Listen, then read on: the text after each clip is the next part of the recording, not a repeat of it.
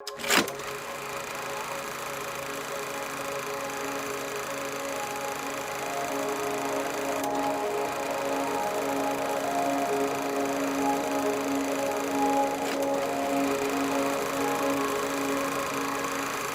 was Lou made a group chat of Ray, Christina, Cindy, and myself, and we're all in the YAC.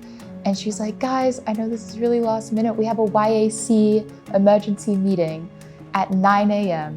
and none of us are morning people. Like, initially, I thought we were in trouble, or like we had extra YAC planning for some reason, even though it was done for the summer. And I was like dreading it. I was like, I don't want to join the call. What if it's something bad? And it's just like... Sorry, to bring part of this feedback is because not only have you been super committed to the YAC, but external to the YAC, you also deserve recognition for all of your hard work. So Marielle, would you like to break the news? Yeah. So the two of you actually won the YAC, the YAA scholarship. Yes, all the monies. Oh, Cindy's here. Okay, pretend you know nothing. Again. We're gonna do this again. That day I was so tired and like, I don't remember, but I'm pretty sure the day before I was like hanging out with someone and we like stayed up like super late. Girl. Thank you for joining us so early. I promise we will let you go back to bed soon. We're just gonna do a quick announcement. Just letting you guys know, again, you've been selected to provide this awesome feedback for YAC because you've been super committed to program. And outside of program, Marielle? Yeah, so we just want to congratulate you all because you won the scholarship. Yeah. Best reaction ever. Just here to let you know that you were one of our winners. So congratulations. Are one of our winners. Oh my God. Wow. To tell you that you are one of our winners for the YAA. Thank you. Thank you so much. Yeah. You won the scholarship. Yay. Thank you. Guess of what's coming next. Well, I'm hoping that I won the scholarship. You did, yes. Thank you. Thank you. Yeah, you're welcome. Congratulations. Yay, thank you. That makes me so happy.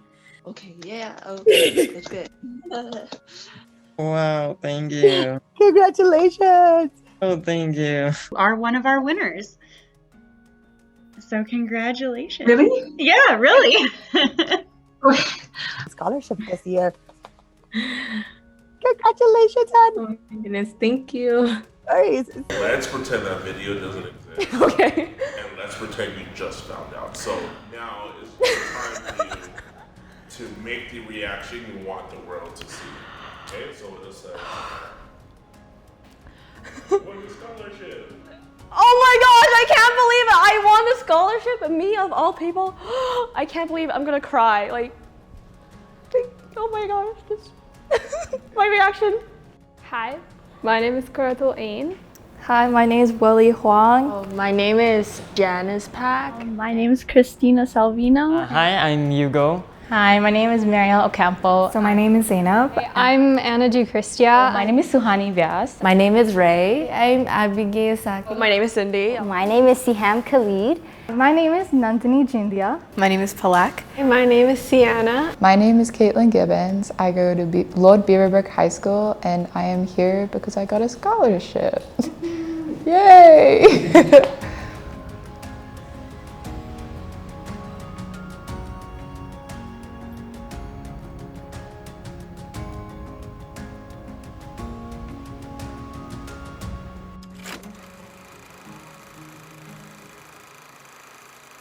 I'm here because of mentorship program, because of basically like Calgary Bridge Foundation. So I basically joined the program back in 2018. And I was a mentee that time, like I was new to Canada. I didn't know much about this country. And that program helped me a lot. And then after that, when I went to high school, I was a mentor. So one of the coordinators for the high school program, when I was in grade 10, that's when she came to our school and she told us about you can come and get help, and she told about field trips and prizes and snacks. And so she went to class to tell about what the program is about, what they do, like, you know, from homework help to field trips to scholarship and all that opportunities she talked about. And I found it pretty interesting, so I signed up for it. Yeah, prior to mentorship, I was so shy. I mean, in mentorship, like, it made me talk to like so many people. I was able to, you know, meet new people, be more confident in myself.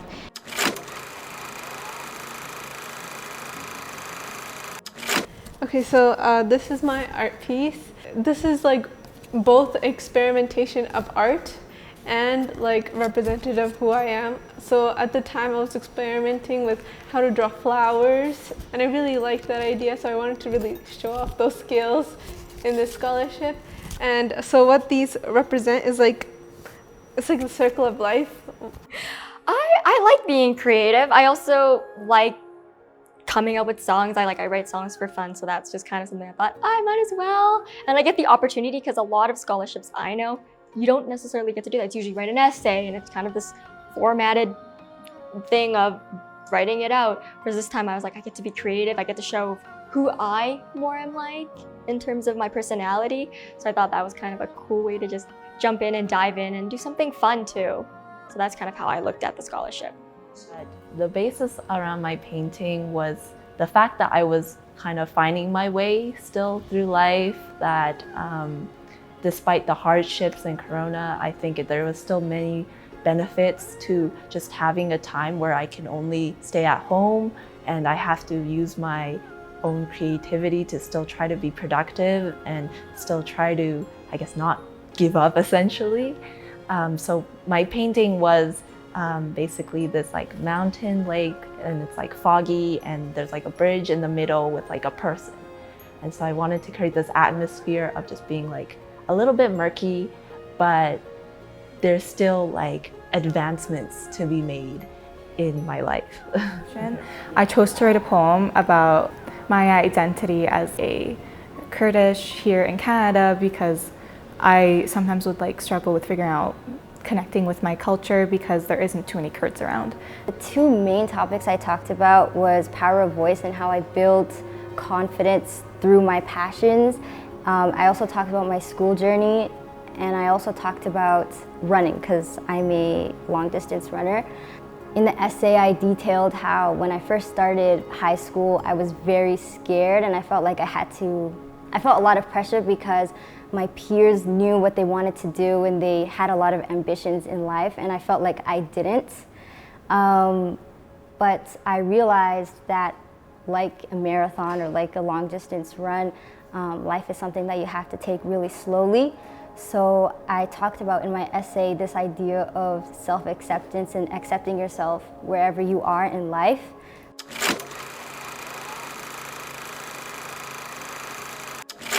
The best thing to do is just do it instead of pondering and overthinking things. I applied last year too, and I didn't get it, so I was like, I might not get it this year too. Just try your best. If you don't get it, that's fine, you can try again. If you don't get it again, then you can try somewhere else, but just don't lose hope and just do your best.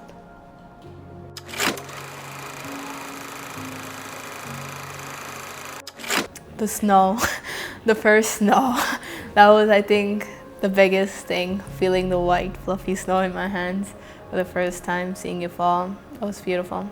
So when we landed here in Calgary at the airport, I ran out of the door of the airport and touched the snow, and just for 5 seconds I went back in because I didn't know it was that cold. So we've moved here December 2019, start of COVID. In Philippines for like until 12 a.m. it's still a lot of people in the street. The city is still alive, but here it's like 9 p.m. or 8 p.m. there's no people around the streets anymore, unlike in the Philippines. My mom was here like 8 years already before we came here. So it's finally we're back together as a family with my dad and my little brother. It's heartwarming because like all of my proms, all of my like graduations, my achievements, my mom wasn't there. So I get this scholarship, I get to share it with her finally. My mom talked about moving here when I was in grade 4, and at first I was like, no, I don't want to. I want to stay with my friends and family back in Hong Kong, and because Hong Kong is where I was born and where I grew up, so I didn't want to leave. But my mom insisted, and everything went smooth. So we moved here in August of 2013, and at the time, I was going to grade 5, and my English was kind of broken, and it was just hard. And the worst part about it is going to the French immersion program. And so basically I didn't get to learn English, but I have to learn French. English was already hard for me to learn, and adding French made my grade 5 and 6 life kind of miserable and hard to adopt. I'm kind of introvert, so it was hard for me to open up to people and talk to them. Yeah, I was born in Canada. I grew up with a lot of white people, and so I think part of me didn't have that identity of being Filipino, and so there were times where I wanted to be white just to be more integrated, to be more like them, and that didn't really hit me until high school, where I was like, oh, I was like this elementary, junior high, trying to fit something I didn't need to fit. And so mentorship was able to also help me like recognize that I can be like identify as Canadian Filipina, and it doesn't make me less Filipina for not being born in the Philippines and not retaining like the language.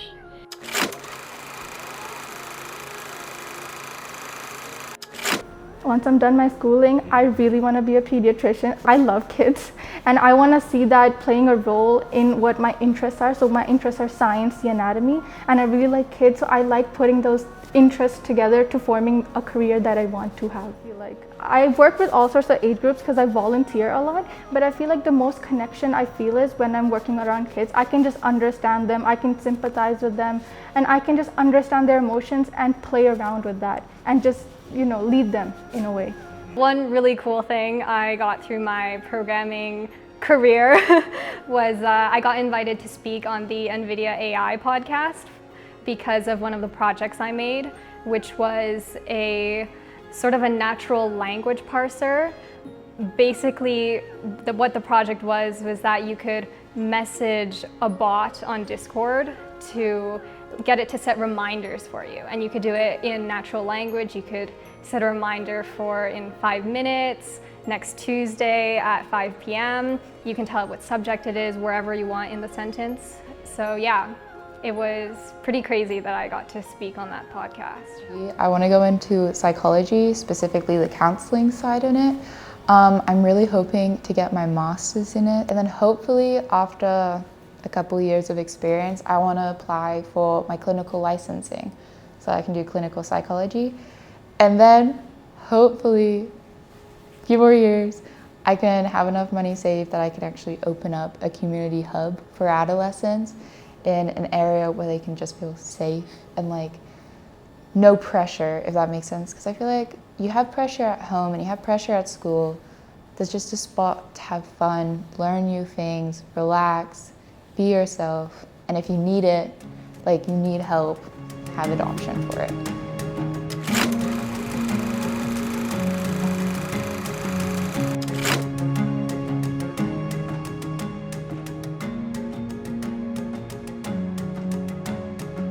So my parents, they definitely did a good job of like encouraging me to like not be lazy. They gave me the place, they gave me the materials, and they gave me like everything that I needed.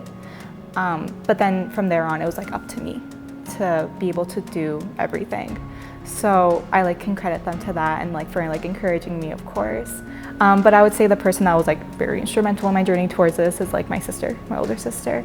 It's like cheesy, but she's like my #1 fan. Whenever she's like proud of me, I know it's like, it comes from the heart. And so I think that's like, I want to like keep making her proud of me. So I want to like keep doing things. My parents are pretty hard workers. They both immigrated here, my mom from China, my father from Romania. And so they always instilled in me a good work ethic and they told me, oh, you should think about your future. You know, of course I do think about my future. And so I'm really glad they instilled that in me. From a young age, I sometimes thought, oh, I'm not in China or Romania. I don't have to work that hard, but because otherwise I wouldn't be where I am right now. Shoutouts to all the tutors, all my friends, all my family, all of you guys who have helped too. The past year with COVID and everything has been really a big struggle for everyone. So I was definitely in that shoes too. At the time where I really needed that social interaction, everyone from NextGen and RBC Tutor were there to help me get through that time. The workshops and everything definitely pushed me through and make sure that I was still talking, still listening, still in my own head, the one you should be in, and not just only on your electronics and in the online world.